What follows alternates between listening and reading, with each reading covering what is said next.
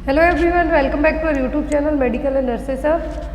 तो आज की क्लास है हमारी क्लास नंबर 8, तो 1 फॉर ऑल एग्ज़ाम्स के लिए। तो यहाँ पर ऐसा नहीं है कि पर्टिकुलर किसी एक एग्ज़ाम के लिए, जिनका भी अलग अलग जगह पेपर है, चाहे वो एसएससी का होने वाला हो, नॉर्सेट का हो, सीएचओ का हो, पीजीआई का, कोई सा भी आपका एग्ज़ाम हो, उन सभी में क्वेश्चन आपके लिए हेल्पफुल रहेंगे। तो यहाँ पर अब जो अपकमिंग टाइम में आपके 2 एग्ज़ाम हैं एंड आफ्टर दैट अलग अलग जगह होते जा रहे हैं, न्यू वैकेंसी आते जा रही हैं। बट बिफोर दैट आपका अब इसी वीक में जो एग्ज़ाम होने वाला है वो है नॉर्सेट का एंड यूपीसीएचओ का। आफ्टर दैट आपका ओएसएससी का पेपर भी होने वाला है।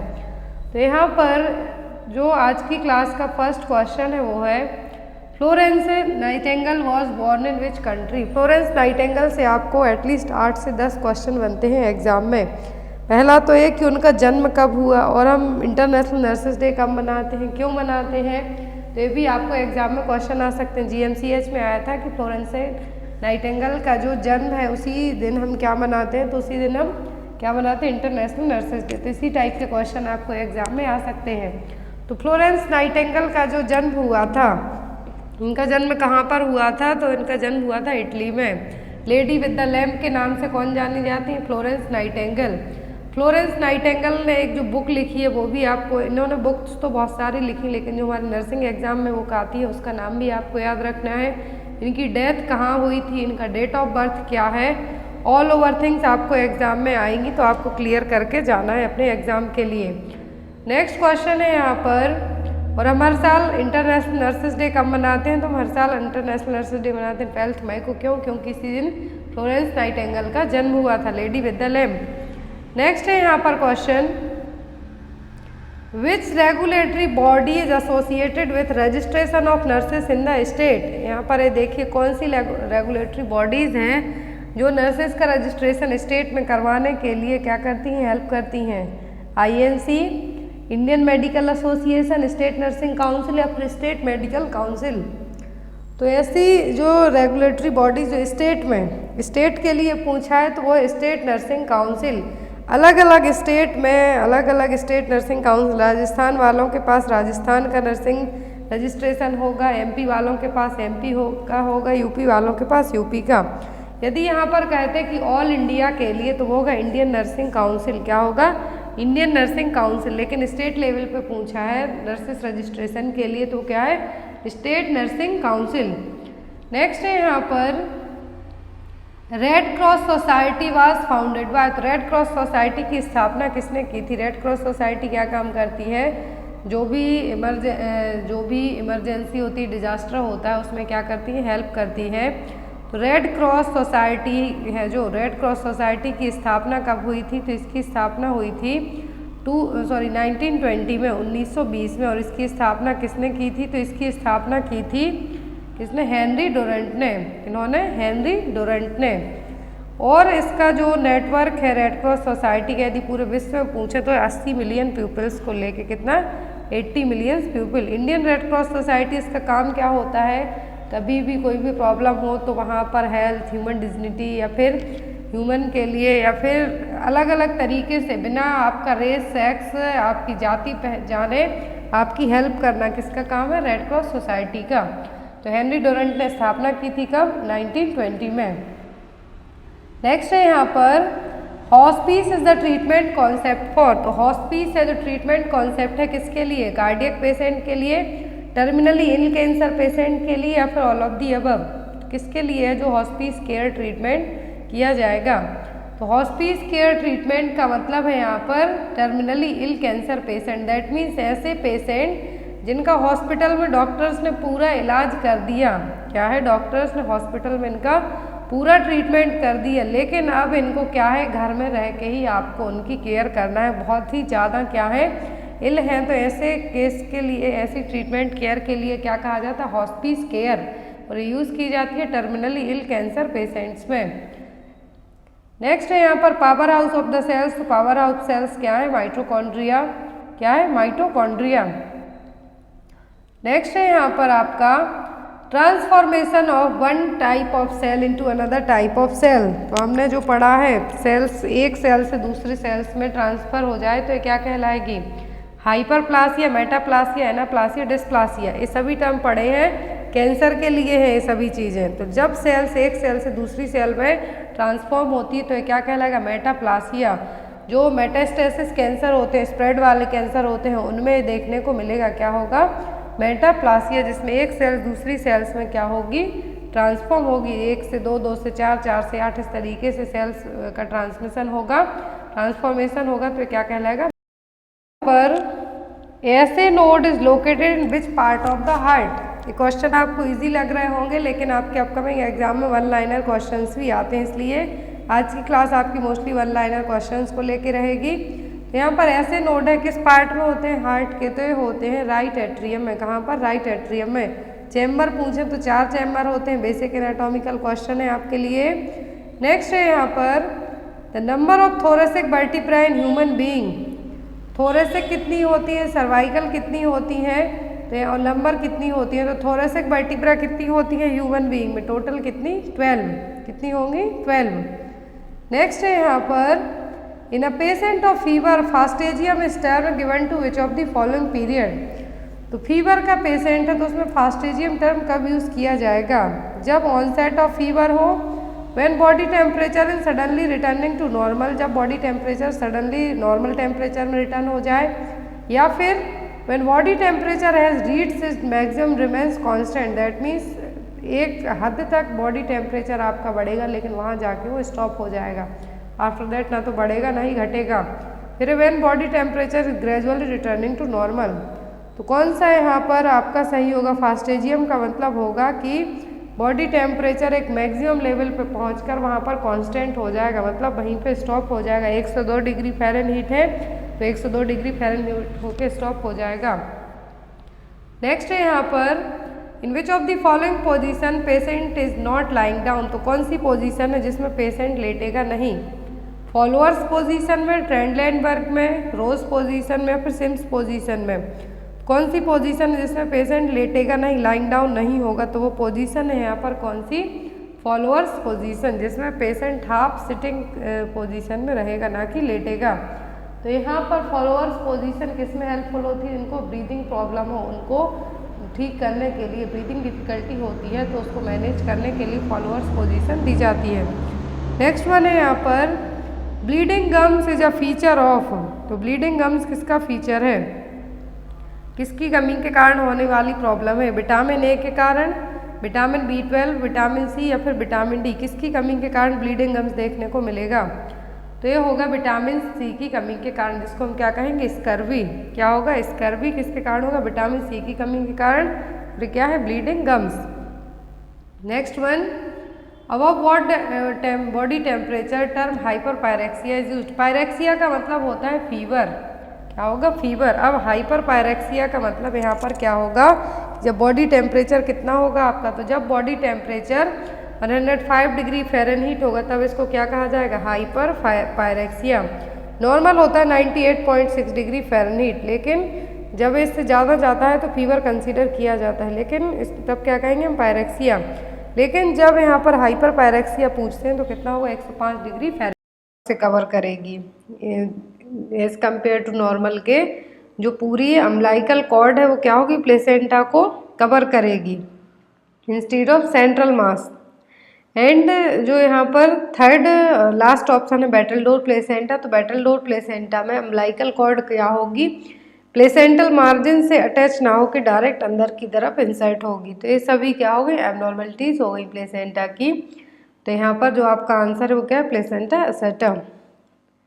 और यहाँ पर जो पार्शियली और कम्प्लीटली कवर करेगा लोअर यूट्राइन सेगमेंट को, क्या है, प्लेसेंटा प्रीविया, यहाँ पे इमेज दी हुई है।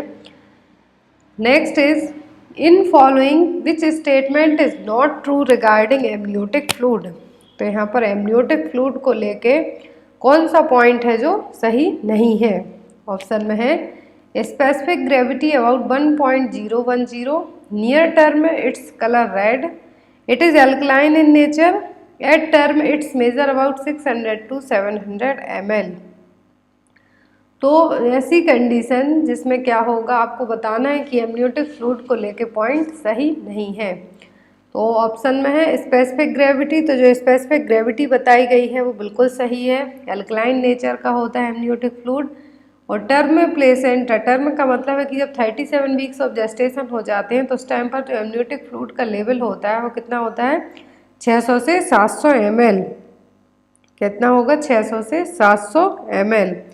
तो यहाँ पर जब प्लेसेंटा जो एमनियोटिक फ्लूइड है तो नॉर्मली एमनियोटिक फ्लूइड का कलर कैसा होता है, कलरलेस होता है, स्ट्रॉ एंड कलरलेस रहता है जनरली।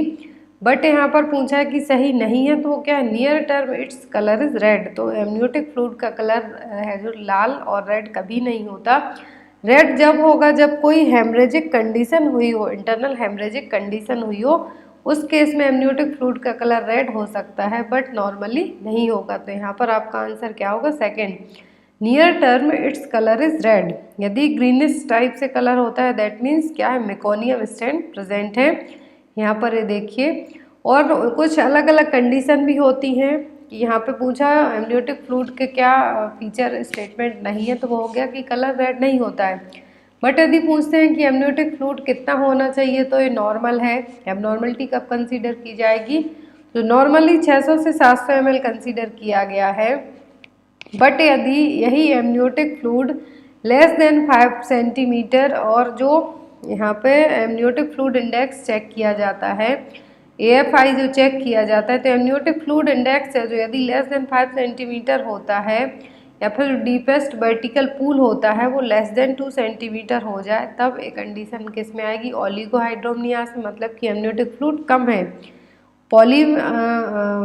पॉलीहाइड्रोमनियास में क्या आएगा कि जो AFI लेवल है वो कितना हो जाए 2000 ml से भी ज़्यादा यदि एमनियोटिक फ्लूइड हो जाता है, जो amniotic fluid index more than 25 centimetre हो जाता है, तब एक कंडीशन क्या कहलाएगी, पॉलीहाइड्रोमनियास। जो डीपेस्ट वर्टिकल पूल है कितना हो जाएगा, मोर देन 8 सेंटीमीटर। तो जो नॉर्मली 5 तक होना चाहिए, बट यदि इनकेस से क्या होता है, डिस्टर्ब होता है, तो ओलिगोहाइड्रोमनियास की कंडीशन होगी, जब कम होगा और ज़्यादा है तो पॉलीहाइड्रोमनियास। और जब बात एमनियोटिक फ्लूइड के कलर की जाती है तो नॉर्मली है जो कलरलेस होता है amniotic fluid, but in case amniotic fluid में कुछ प्रॉब्लम्स दिखती हैं तो आपको पता चलेगा कि बेबी को भी कुछ प्रॉब्लम रही हो। तो यदि एमनियोटिक फ्लूइड ग्रीन कलर का होता है दैट मीन्स क्या है, मेकोनियम स्टैंड प्रेजेंट है और बेबी को रेस्पिरेटरी डिस्ट्रेस होने के चांसेस ज़्यादा हैं। यदि एमनियोटिक फ्लूइड गोल्डन कलर का है मतलब कि RH इनकम्पैटिबिलिटी प्रेजेंट है, ग्रीनिश येलो है means post maturity, baby after 42 week के बाद डिलीवर हुआ है, तो हो सकता है एमनियोटिक फ्लूइड का कलर कैसा हो, ग्रीनिश येलो हो। डार्क कंसील रेड कलर में हो मतलब कि हेमरेज कंडीशन हुई हो तब हो सकता है। डार्क ब्राउन हो या फिर टोबैको जूस टाइप का हो तो इंट्रायूट्राइन डेथ, फीटस की जो बेबी की डेथ है वो यूट्रस में ही हो गई है तो वो IUD की कंडीशन का बेबी होगा। तो यहाँ पर एमनियोटिक फ्लूइड के कलर को लेके क्वेश्चन जनरली एग्जाम में आता है, बट इनकेस आपको एग्जाम में इस तरीके से क्वेश्चन आता है तो आपको पता होना चाहिए। Next is the major chemical compound found in human kidney stone is. तो जो ह्यूमन किडनी स्टोन की कंडीशन होती है, किडनी स्टोन जिसको हम कहते हैं, तो कौन सा कंपाउंड है जो मेजरली पाया जाता है। तो किडनी स्टोन यदि होता है तो किडनी स्टोन में कौन सा है जो सबसे ज़्यादा पाया जाने वाला केमिकल कंपाउंड हो सकता है। ऑप्शन में है calcium sulphate, urea, calcium carbonate या फिर कैल्शियम ऑक्सलेट। तो जो रीनल स्टोन या फिर किडनी स्टोन को क्या कहा जाता है, यूरोलिथियासिस कह सकते हैं हम, रीनल कैलकुलाई कह सकते हैं या फिर नेफ्रोलिथियासिस। तो यहाँ पर जो ह्यूमन किडनी स्टोन है तो सबसे ज़्यादा क्या केमिकल कंपोनेंट होता है, तो होता है कैल्शियम ऑक्सलेट। क्या होता है, कैल्शियम ऑक्सलेट। यहाँ पे अलग अलग 5 टाइप के रीनल स्टोन होते हैं या फिर यूरोलिथियासिस या फिर नेफ्रोलिथियासिस। तो इसमें सबसे ज़्यादा है जो कैल्शियम ऑक्सलेट स्टोन का फॉर्मेशन होता है। कभी कभी डॉक्टर क्या करते हैं कि कुछ मेडिसिन के थ्रू भी जो calcium oxalate stone form up हुए हैं या फिर कैल्शियम फॉस्फेट स्टोन हुए हैं उनको बाहर निकाल देते हैं, बॉडी से फ्लश्ड आउट करवा देते हैं। बट कभी कभी क्या होता है, यदि स्टोन बड़े हैं तो उस केस में सर्जरी करके इनको रिमूव किया जाता है। तो सबसे ज़्यादा रीनल स्टोन होते हैं 59% वो कैल्शियम ऑक्सलेट के डिपॉजिट होने के कारण होते हैं। एंड देन आता है calcium phosphate stone, third one is uric acid stone, fourth is struvite और इन्फेक्शियस स्टोन, किसी इन्फेक्शन के कारण हुए हो, लास्ट आता है cystine and other stone. Cystine और अदर टाइप के स्टोन ओनली 2% चांस होते हैं। तो यहाँ पर किडनी स्टोन को क्या कहा जाता है? नेफ्रोलिथियासिस। यदि गॉल ब्लैडर स्टोन पूछे जाते हैं तो कॉलीलिथियासिस। तो यहाँ पे आपको याद रखना है, यदि किडनी स्टोन पूछा जाता है और रीनल कैलकुलाई तो नेफ्रोलिथियासिस। सबसे ज़्यादा जो किडनी स्टोन होते हैं वो किसके कारण होते हैं? कैल्शियम ऑक्सलेट के कारण। सेकंड नंबर पर आता है calcium phosphate. Next is A darkening of the skin over the forehead, bridge of the nose or cheeks bones during the pregnancy is known as। तो प्रेगनेंसी के टाइम पर forehead मतलब कि जो आपका माथा है, नाक के यहाँ पर, नोज ब्रिज पर, दोनों चीक्स बोन पर और आपके गालों पर प्रेगनेंसी में कुछ डार्कनिंग देखने को मिलेगी। तो ये क्या कहलाता है? ऑप्शन में है कोलाज्मा, कोलाज्मा, हैगर साइन, चैडविक साइन या फिर क्विकनिंग। तो यहाँ पर फोरहेड पर कहा है कि नोज के ब्रिज पर, फोरहेड पर, चीक्स बोन पर कुछ डार्कनिंग देखने को मिलती है। तो ये क्या है? ये है कोलाज्मा। यदि प्रेगनेंसी में है, देखिए यहाँ पर, यदि ये प्रेगनेंसी में हुए हैं तो ये कोलाज्मा। यदि ये नॉर्मल कंडीशन में है, विदाउट प्रेगनेंसी के, किसी भी लेडी को हो सकते हैं, किसी भी मेल को हो सकते हैं, फीमेल को, जनरली फीमेल्स में होते हैं, तब इनको मेलाज्मा कहा जाता है। ये चीज़ आप याद रखें। यदि प्रेगनेंसी में पूछते हैं तो कोलाज्मा है, और जिनको प्रेगनेंसी फेस मास्क भी कहा जाता है, कोलाज्मा को क्या कहा जाता है? Pregnancy face mask. तो ये नॉर्मली प्रेगनेंसी में तो हो ही सकते हैं, बट इनकेस आप प्रेग्नेंट नहीं हो तब आपको होते हैं, तब टर्म यूज़ किया जाता है मेलाज्मा। हैगर साइन का मतलब होता है कि प्रेगनेंसी में नॉन सेंसिटिव इंडिकेशन एक तरीके का है, जिसको हम गॉर्डेल, अलग अलग टाइप के साइन होते हैं। तो यहाँ पर क्या है? हैगर साइन, जो कि जनरली 8 वीक की प्रेगनेंसी में देखने को मिलेगा। Softening of the lower uterine segment, जो यूट्रस का लोअर सेगमेंट पार्ट है वहाँ पर सॉफ्टनिंग देखने को मिलेगी। गॉर्डेल साइन का मतलब होता है यहाँ पर, ये भी एक दूसरा साइन है जो कि 6 to 8 वीक ऑफ प्रेगनेंसी में देखने को मिलेगा। ये क्या है? Softening of the cervix. Softening of the cervix is a Goodell sign, and softening of the lower uterine segment it's a Hegar sign. And quickening means होता है जो फर्स्ट फीटल मूवमेंट फील होता है मदर को, वो क्या कहलाता है? क्विकनिंग। तो यहाँ पर आपका आंसर क्या होगा? अकॉर्डिंग टू क्वेश्चन के हम जाते हैं तो क्या होगा? कोलाज्मा। और जो यहाँ पर पूछा गया है चैडविक साइन है, तो क्या है? डार्क ब्लूइश और पर्पल कलर का होना किसका? सर्विक्स का, वुल्वा और वेजाइना का। तो यहाँ पे आपको सभी टर्मिनोलॉजी याद रखनी है, एग्जाम में आपकी पूछी जा सकती है। और ये अर्ली साइन है प्रेगनेंसी के सभी, हैगर्स, कोलाज्मा, चैडविक एंड क्विकनिंग। ये स्टार्टिंग के जो फर्स्ट ट्राइमेस्टर होता है उसमें देखने को मिलेंगे। Next is content composition of contraceptive that shown in image, estrogen and progesterone.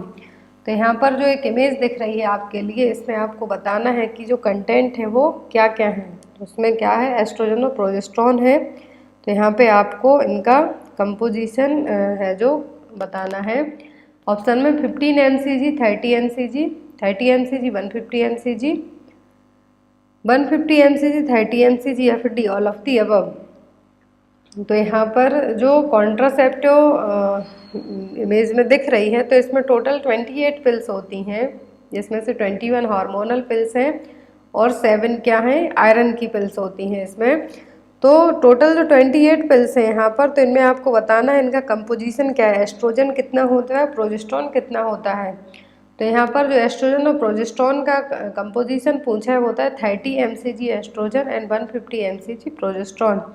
तो ये क्या है? माला डी की इमेज दी हुई है यहाँ पर। माला डी जो कि levonorgestrel and ethanol oestradiol tablets कहलाती हैं, जिसमें फेरस फ्यूमरेट होती हैं साथ में 7 टैबलेट, टोटल 28 टैबलेट होती हैं इस स्ट्रिप में, जिसमें से 21 हार्मोनल हैं, 7 क्या हैं? आयरन की पिल्स होती हैं, इसमें फेरस फ्यूमरेट होता है। और यहाँ पर कंपोजिशन की बात आती है तो 30 mcg क्या है इसमें? Estrogen and 150 mcg progesterone. जब यहाँ पर बात की जा रही है तो इसमें जो पिल्स होती हैं, चाहे माला डी ले लो या फिर माला एन ले लो, तो इनमें एक माइनर सा ही डिफरेंस होता है, एग्जाम में पूछा जा सकता है आपको। तो ये दोनों ही department of family welfare, ministry of health and family welfare के द्वारा दी जाने वाली टैबलेट है।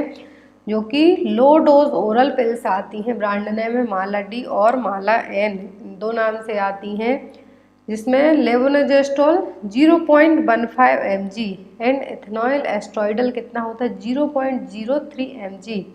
मतलब कि जो एथेनॉल एस्ट्रॉइडल है 30 mcg या फिर 0.03 mg रहेगा, और जो लेवोनोजेस्ट्रोल है यहाँ पर एस्ट्रोजन है वो कितना होता है 0.15 mg। आप इसको इस तरीके से भी याद रख सकते हैं।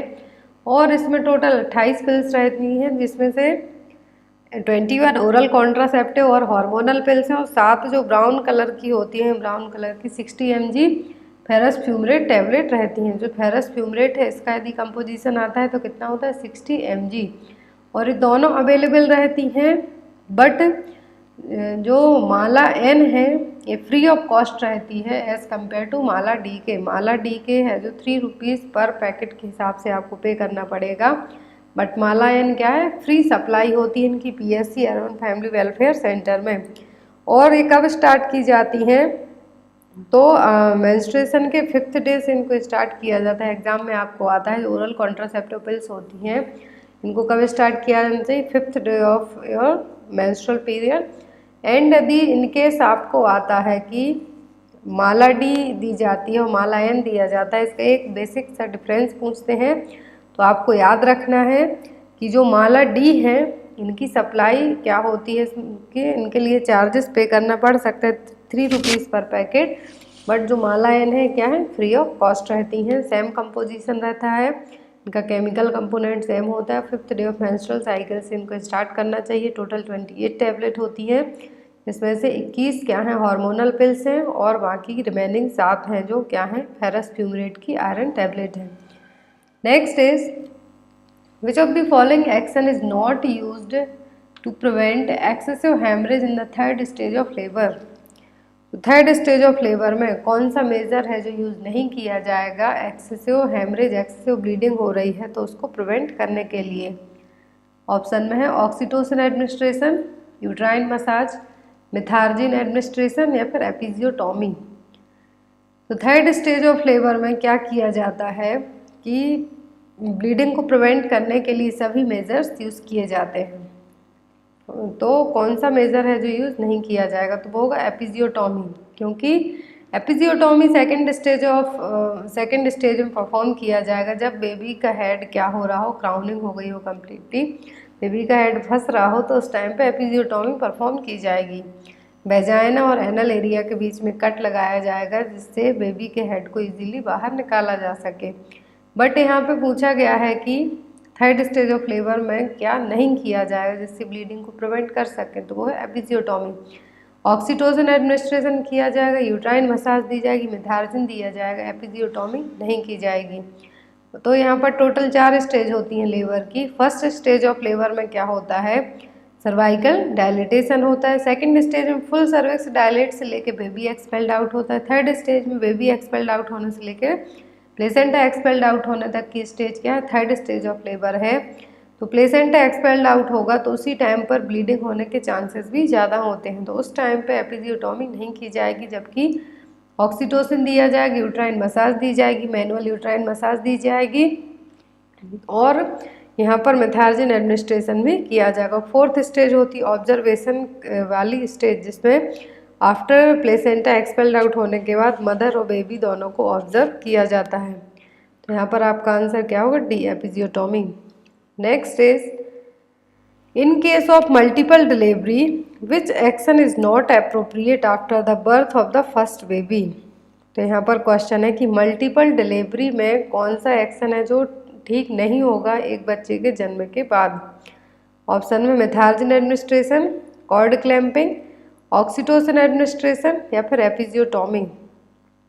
तो यहाँ पर कौन सा एक्शन अप्रोप्रिएट नहीं है ये पूछा गया है। मल्टीपल डिलीवरी है, ऐसा नहीं है कि सिंगल डिलीवरी है, एक बेबी डिलीवर हो चुका है, अभी दूसरा होना है। यदि मल्टीपल डिलीवरी है तो सिंगल होता तब बात अलग थी, बट मल्टीपल है तो आपको अलग ऑप्शन चूज़ करना होगा। तो यहाँ पर है methergine administration, cord clamping, oxytocin administration या फिर एपिजियोटॉमी। तो सभी चीज़ें की जाएंगी, मिथार्जिन एडमिनिस्ट्रेशन नहीं किया जाएगा। क्यों नहीं किया जाएगा, क्योंकि अभी एक ही बेबी डिलीवर हुआ है, हो सकता है एक बेबी और हो या फिर एक से दो हो, तो यहाँ पर मल्टीपल डिलीवरी कहा गया है। तो ऐसे केस में मेथार्जिन एडमिनिस्ट्रेशन करके हम पीपीएच को है जो ब्लीडिंग है उसको नहीं रोक सकते, क्योंकि अभी सेकेंड बेबी डिलीवर होगा, प्लेसेंटा डिलीवर होगा, तो ऐसे केस में हमें मेथार्जिन को एडमिनिस्टर नहीं करना है। बाकी हम ऑक्सीटोसिन दे देंगे। तो फर्स्ट बेबी डिलीवर हुआ है उसकी कॉर्ड क्लैंप करेंगे, एपिजियोटोमी भी की जाएगी सेकेंड स्टेज ऑफ लेबर में, बट जो नहीं किया जाएगा वो क्या होगा, Methergine administration. Next is in appendicitis pain is located in which quadrant of the abdomen. तो अपेंडिसाइटिस में जो पेन होगा, एब्डोमिनल पेन होगा, तो किस क्वाड्रेंट में पेन होगा? ऑप्शन में left lower quadrant, left upper quadrant, right lower quadrant या फिर राइट अपर क्वाड्रेंट। तो जो पेन होगा, एब्डोमिनल पेन होगा, मैकबर्नीस पॉइंट जो पेन कहा जाता है अपेंडिसाइटिस में, तो ये कहाँ पर होगा? ये होगा राइट लोअर क्वाड्रेंट में। यहाँ पे देखिए, right upper quadrant, right lower quadrant, left upper quadrant या फिर लेफ्ट लोअर क्वाड्रेंट। तो जो पेन होगा जनरली अपेंडिसाइटिस में कहाँ पर होगा? राइट लोअर क्वाड्रेंट में। और जो कॉन्स्टिपेशन का पेन है, पेल्विक पेन है और इंग्वाइनल हर्निया का पेन है, ये सभी किस साइड होंगे? राइट लोअर क्वाड्रेंट में। राइट अपर क्वाड्रेंट में यदि गॉल स्टोन है, स्टमक अल्सर है या फिर पैंक्रेटाइटिस की कंडीशन है, तब राइट अपर क्वाड्रेंट में होगा पेन। सेंटर में कब होगा? जीआईडी की कंडीशन हो या फिर कुछ इन्फेक्शन हो, यूरिन इन्फेक्शन हो, तब होगा। लेफ्ट में स्टमक अल्सर है, यदि बाइलरी कोलिक है, किडनी स्टोन है या फिर पेल्विक पेन है, तो एक इसमें आएंगे लेफ्ट लोअर क्वाड्रेंट में। बट इनके हिसाब से अपेंडिसाइटिस का पेन पूछा जाता है, तो ये कहाँ पर होता है? राइट लोअर क्वाड्रेंट में। Next is transfer of frustration due to not meeting goal to another person और weaker subject is known as. अपना फ्रस्ट्रेशन किसी और पर निकालना, क्यों? क्योंकि आपको अपना गोल अचीव नहीं हुआ है किसी दूसरे पर्सन के कारण, तो ये क्या कहलाएगा? ऑप्शन में डिस्प्लेसमेंट, प्रोजेक्शन, रेशनलाइजेशन या फिर रिग्रेशन। तो यदि आप अपना फ्रस्ट्रेशन किसी और पर निकालते हैं, क्यों? क्योंकि आपको अपना वो गोल अचीव नहीं हुआ है, वो किसी दूसरे को मिल गया है, तो ये क्या कहलाएगा? डिस्प्लेसमेंट। आपकी जगह किसी और को मिल गया है, तो आप अपना फ्रस्ट्रेशन निकाल रहे हैं, तो ये क्या कहलाएगा? डिस्प्लेसमेंट। रिग्रेशन का मतलब होता है कि आपको किसी भी चीज़ का रिग्रेट होना, और यहाँ पर प्रोजेक्शन का मतलब होता है कि किसी दूसरे पे अपनी गलती को थोपना। Next laryngeal airway location. तो लेरेंजियल एयरवे की लोकेशन क्या है? ऑप्शन में ग्लोसाइटिस, सुप्राग्लोटिक रीजन, इनफॉर्मलाइटिस या फिर एंडोट्रैकियल रीजन। तो लेरेंजियल एयरवे की लोकेशन होती है सुप्राग्लोटिक रीजन। यहाँ पे देखिए, लेरेंजियल एयरवे या फिर वोकल कॉर्ड या फिर साउंड बॉक्स, तो ये कहाँ पर होता है? तो ये होता है सुप्राग्लोटिक रीजन में। Next is gaseous anaesthetic is. तो इनमें से गैसियस एनेस्थीसिया कौन सा है? ऑप्शन में पेंटोथेल, कीटामाइन, प्रोपोफॉल या फिर आइसोफ्लोरिन। तो gaseous as an gaseous anaesthetic के तौर पर काम करेगा वो होगा आइसोफ्लोरिन। जनरली जो है नाइट्रस ऑक्साइड और कुछ वॉलेटाइल फ्लोरिनेटेड लिक्विड होते हैं, जिनको गैसियस एनेस्थेटिक के तौर पर यूज़ किया जाता है, जो कि सिंगल डोज के तौर पर यूज़ किए जाते हैं। बट यहाँ पर मोस्टली यूज़ किया नाइट्रस ऑक्साइड, उसके बाद आता है आइसोफ्लोरिन, डेस्फ्लोरिन या फिर सेवोफ्लोरिन। तो एक स्पेसिफिक वेपोराइज़र के तौर पर ही यूज़ किए जाते हैं। तो यहाँ पर आपका आंसर क्या होगा? Isoflurane. Next is which of the following drug is use together with other anaesthetic agent. तो इनमें से कौन सी मेडिसिन है जिसको किसी दूसरी मेडिसिन के साथ एज एन एनेस्थेटिक के तौर पर यूज़ किया जाएगा? ऑप्शन में फेंटानाइल, एट्रोपिन, फिनोबार्बिटॉन या फिर फेनिटॉइन।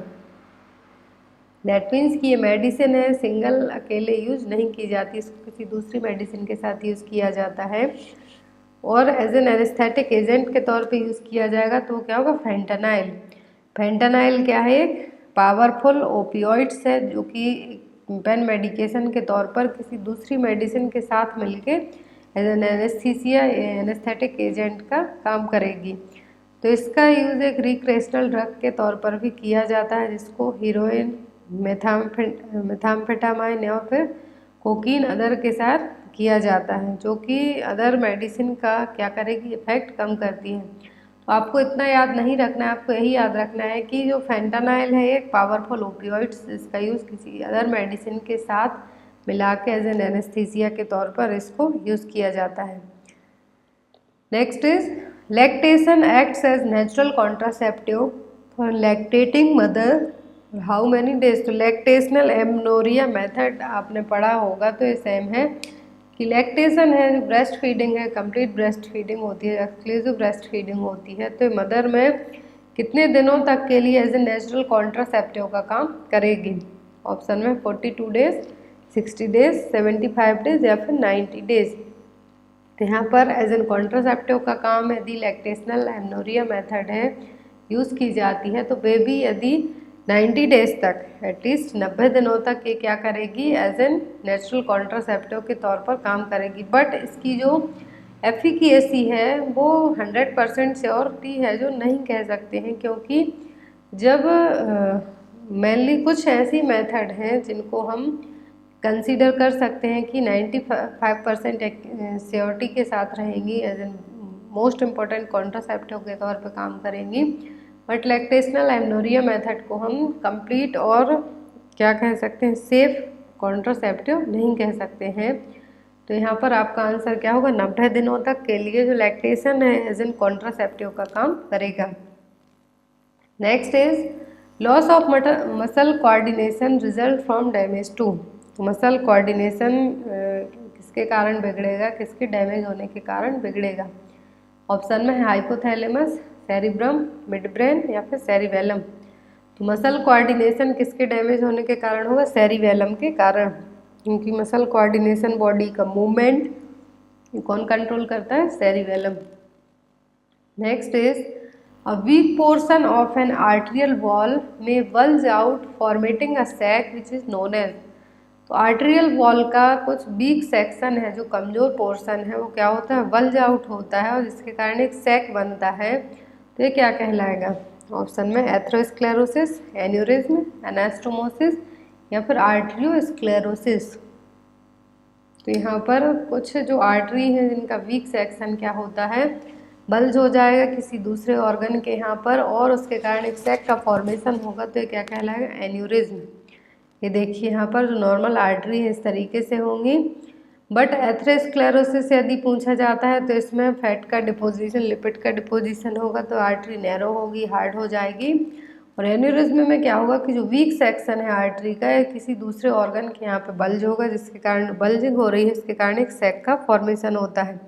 और जो एनास्टोमोसिस है, इसका मतलब है कि किसी दो ट्यूबुलर ऑर्गन को किसी सर्जरी के द्वारा क्या करना, जोड़ना, अटैच करना, तो क्या anastomosis. Generally artery, veins, intestine को जोड़ने के लिए यूज़ की जाती हैं। Next is from which part of brain cerebrospinal fluid is secreted. तो ब्रेन का कौन सा हिस्सा है जो सीएसएफ का सीक्रेशन करता है। ऑप्शन में choroid plexus of the brain, Venus sinus of the brain, सब आर्कनोइड स्पेस या फिर नन ऑफ द अबव। जो ब्रेन का जो हिस्सा है सीएसएफ सेरिब्रोस्पाइनल फ्लूइड को सीक्रेट करता है, वो क्या है, choroid plexus of the brain. और जब यदि सीएसएफ लेवल ज़्यादा हो जाता है बॉडी में हमारी, तब आईसीपी बढ़ने लगता है, इंट्राक्रैनियल प्रेशर बढ़ता है, और जनरली हाइड्रोसेफेलस की कंडीशन में ही सीएसएफ का लेवल बढ़ता है, तो उसको वीपी सेंटिंग के द्वारा बॉडी से उस फ्लूइड को बाहर निकाला जाता है। छोटी छोटी टर्मिनोलॉजी आप याद रखें, एग्जाम में आपको आ सकती हैं। और यहाँ पर जो सेरिब्रोस्पाइनल फ्लूइड है इसको सीक्रेट कौन करता है, choroid plexus of the brain. Next is aerobic respiration is performed by. Aerobic respiration कौन परफॉर्म करेगा। ऑप्शन में ग्लाइसोसोम्स, राइबोसोम्स, लाइसोसोम्स या फिर mitochondria.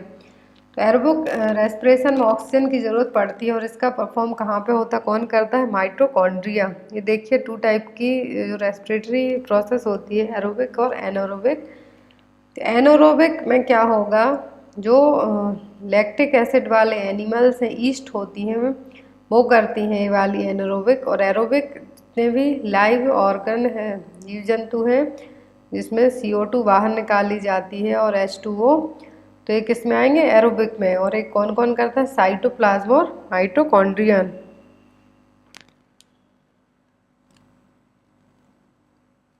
Next is which of the following is function of liver. Liver का function क्या है?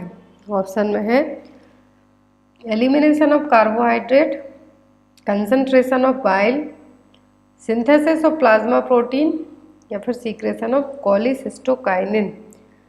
तो यहाँ पर फंक्शन पूछा है लिवर का, तो एलिमिनेशन नहीं करेगा, मेटाबॉलिज्म करेगा लिवर। कंसंट्रेशन ऑफ बाइल भी बिल्कुल नहीं करेगा लिवर, एक गॉल ब्लैडर में होगा। Synthesis of plasma protein liver करेगा, तो यहाँ पर आपका आंसर क्या होगा, C, synthesis of plasma protein. Liver जो बाइल का प्रोडक्शन करेगा बट इसको स्टोर करके नहीं रखेगा, तो यहाँ पर और कार्बोहाइड्रेट का मेटाबॉलिज्म करेगा, ना कि एलिमिनेट करेगा। तो यहाँ पर आपका आंसर क्या होगा, synthesis of plasma protein. Next is release of pancreatic juice stimulated by which of the following. तो जो पैंक्रियाटिक जूस है, एक कौन है जो स्टिमुलेट होगा, जिसके कारण बहुत ज़्यादा रिलीज होंगे, सीक्रेट होंगे। ऑप्शन में एंटेरोकाइनेस, कोलिसिस्टोकाइनिन, ट्रिप्सिनोजिन, या फिर सीक्रेटिन। तो पैंक्रियाटिक जूस का स्टिमुलेशन है वो कौन करेगा, कोलिसिस्टोकाइनिन, जो कि एक एंजाइम है जो कि जीआई ट्रैक्ट के थ्रू स्मॉल इंटेस्टाइन से होते हुए सीक्रेट होगा, और ये क्या करेगा, पैंक्रियाटिक जूस और जो बाइल जूस है उनको स्टिमुलेट करने का काम करेगा। तो इसका नाम क्या है, कोलिसिस्टोकाइनिन, जो कि एक एंजाइम है। Next is a gland that disappears in the adult but is active during the childhood. कौन सी ग्लैंड है जो बड़ा एडल्ट एज में क्या होती, डिसअपीयर हो जाती है बट चाइल्डहुड में एक्टिव रहेगी। ऑप्शन में है हाइपोथैलेमस, पैराथायरॉइड, एड्रिनल ग्लैंड, या फिर थाइमस ग्लैंड। तो जो ग्लैंड है एडल्टहुड में क्या होने लगेगी, धीरे धीरे डिसअपीयर होने लगेगी, लुप्त होने लगेगी, बट चाइल्डहुड में क्या रहेगी, एक्टिव रहेगी। तो ये ग्लैंड है थाइमस ग्लैंड।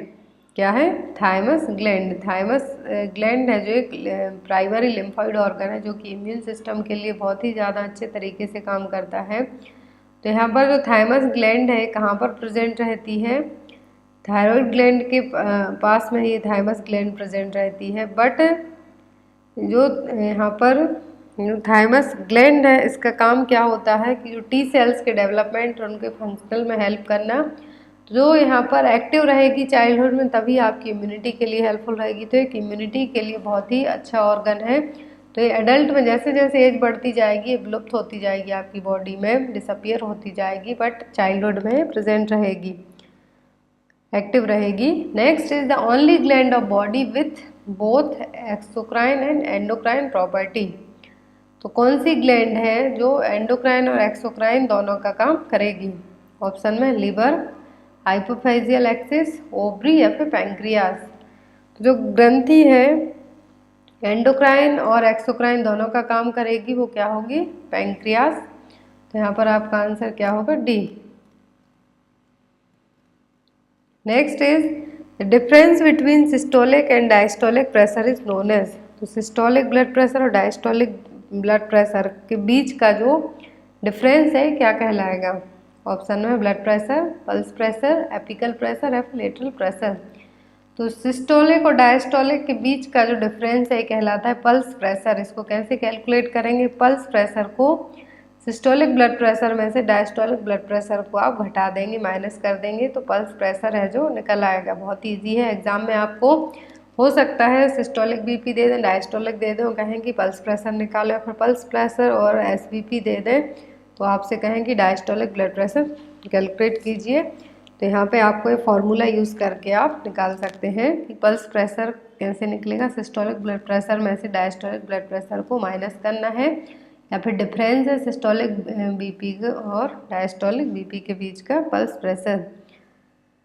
नेक्स्ट इज यहाँ पर एक इमेज कुछ टेबल टाइप से दी हुई है, तो आपको इनके लिए मैच करना है। Match the list first and list second and select the correct answer from the code given below. तो यहाँ पर लिस्ट 1 में दिया है stratum lucidum, stratum corneum, stratum BECIL या फिर रेटिकुलर लेयर ऑफ डर्मिस। तो यहाँ पे टिश्यू दिए हुए हैं कि कौन सा टिश्यू कहाँ पे प्रेजेंट होता है। लिस्ट सेकंड में दिया है कि region involved in rapid cell division, deep region of the dermis, layer of the dead cells, translucent cells containing the creatine. तो कौन से टिश्यू हैं जो करेक्टली मैच होते हैं यहाँ पर ऑप्शन में ए बी सी डी। तो जो टिश्यू करेक्टली मैच होंगे यहाँ पर वो क्या है, ए का मैच किससे होगा, 4th से, मतलब कि स्ट्रेटम ल्यूसिडम कहाँ पर है, translucent cells containing the keratin.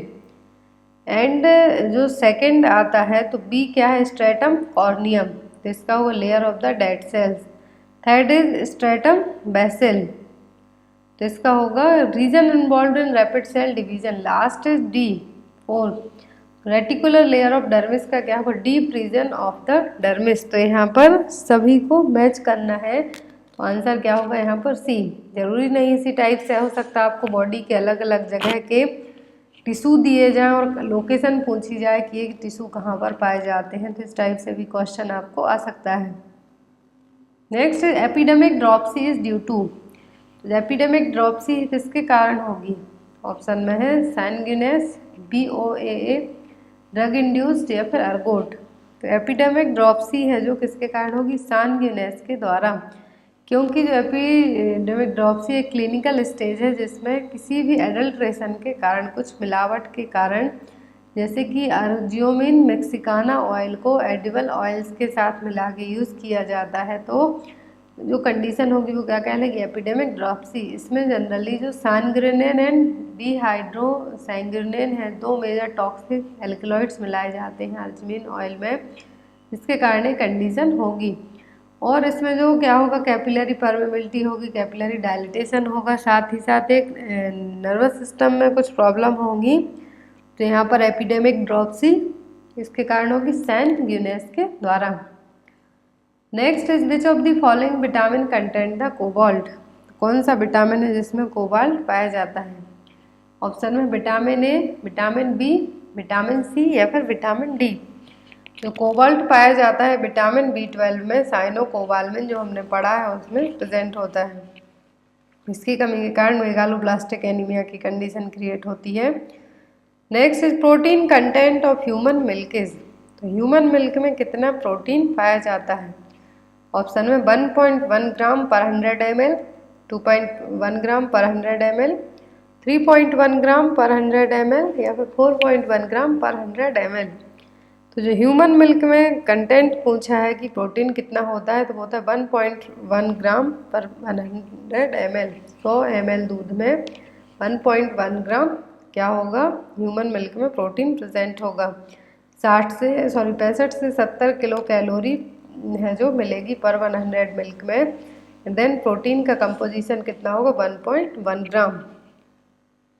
Next is according to Maslow hierarchy of human needs the highest level is, तो मास्लो की जो थ्योरी है, अब्राहम मास्लो ने जो थ्योरी दी है, हायरार्की नीड्स दी है, तो उसके according highest level of needs क्या है, ऑप्शन में physiologic needs, safety and security, belongingness and affection या फिर सेल्फ एक्चुअलाइजेशन। तो यहाँ पे हाईएस्ट लेवल पूछा है, लोएस्ट लेवल भी पूछ सकते हैं, मिडिल पूछ सकते हैं। तो हाईएस्ट लेवल नीड क्या है, सेल्फ एक्चुअलाइजेशन। ये देखिए यहाँ पर बेसिक में पूछते हैं फर्स्ट प्रायोरिटी नीड, तब होगी फिजियोलॉजिकल नीड्स, सेकंड आता है safety needs, third is love and belongings, fourth is self esteem, last one and highest need is self actualisation.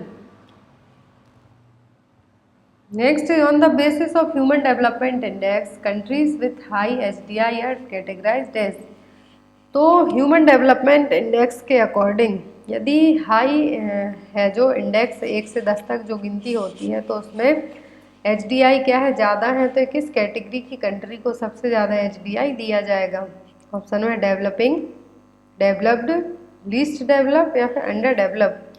तो हाई यदि ह्यूमन डेवलपमेंट इंडेक्स है, दैट मीन्स कंट्री क्या है, completely developed है।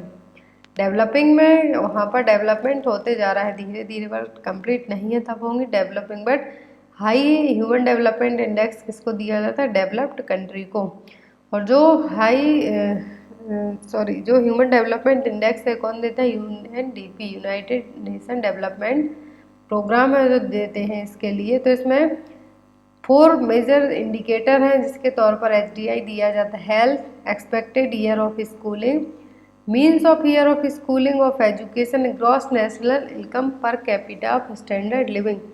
तो आपकी इनकम, स्कूलिंग एंड हेल्थ है जो इसमें कैलकुलेट की जाती है। यूएनडीपी फिर अलग अलग रैंक के अकॉर्डिंग अलग अलग जो रैंक आती है एवरी ईयर, तो उसके अकॉर्डिंग कंट्रीज़ को रखती है।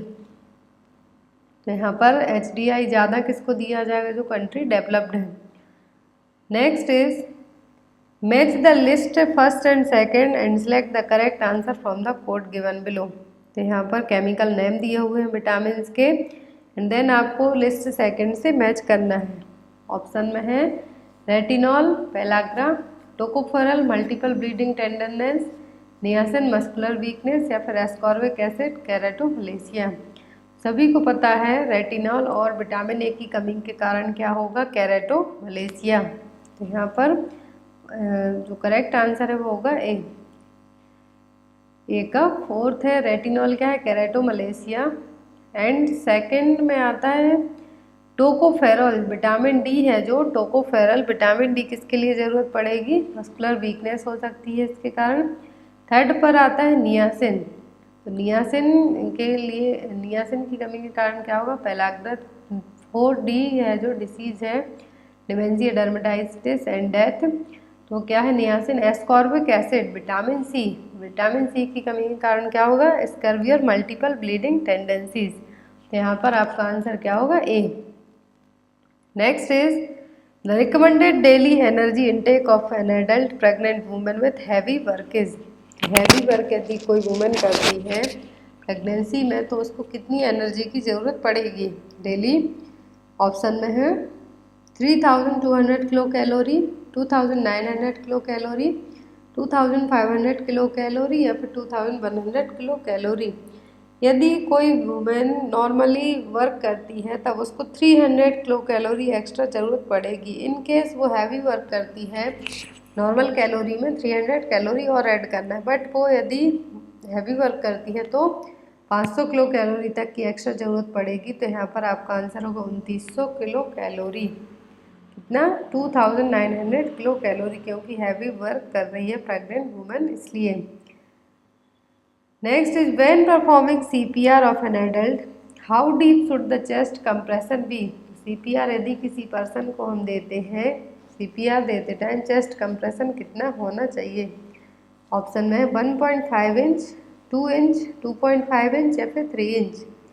तो CPR दे रहे हैं जब हम, तो उस टाइम पर जो कंप्रेशन देना है हमें चेस्ट कंप्रेशन, तो जो डेप्थ होती है या हम हाथ से कंप्रेशन देते हैं तो वो 2 इंच से ज़्यादा नहीं होना चाहिए, 5 सेंटीमीटर से ज़्यादा नहीं होना चाहिए। इसमें रिप्स है जो फ्रैक्चर होने के चांसेस ज़्यादा हो जाएंगे।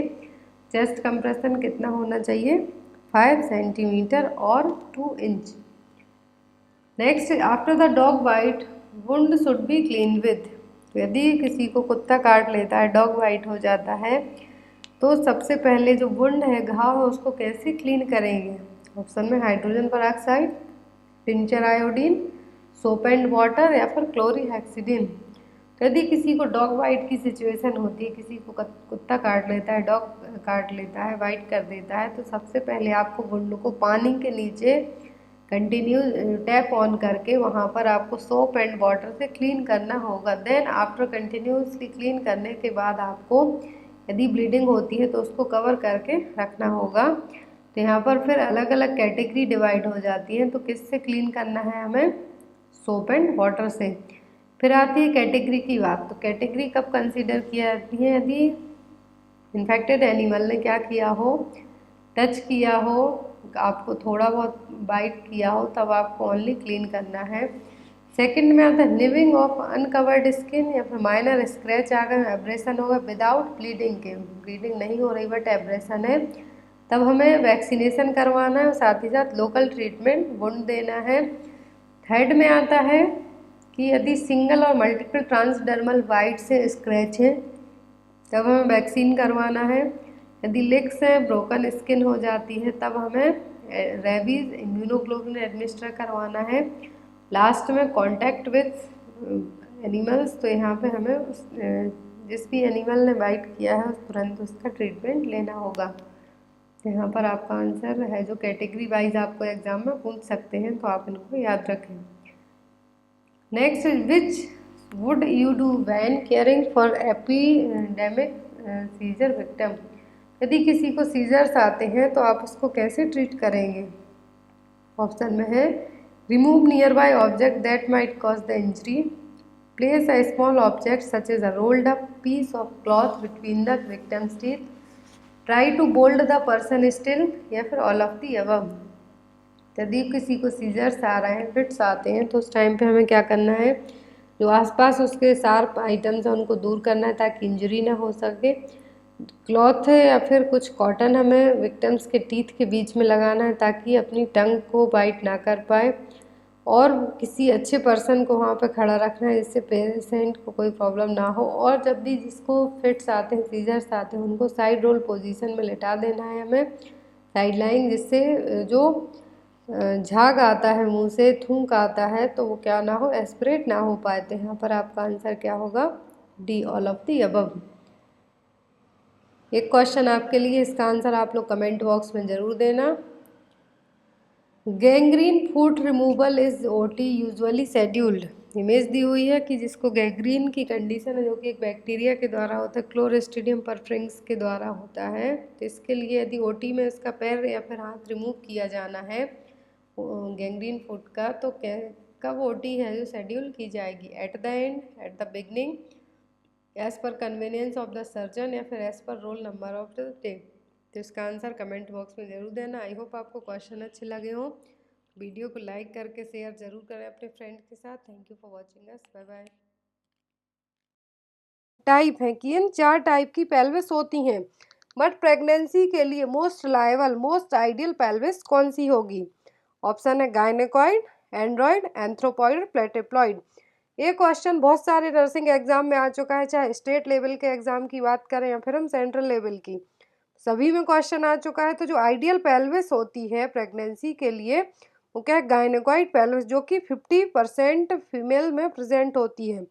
ये देखिए, पेल्विस के 4 टाइप होते हैं, गायनेकॉइड, एंड्रॉइड, एंथ्रोपॉइड और प्लेटिप्लॉइड।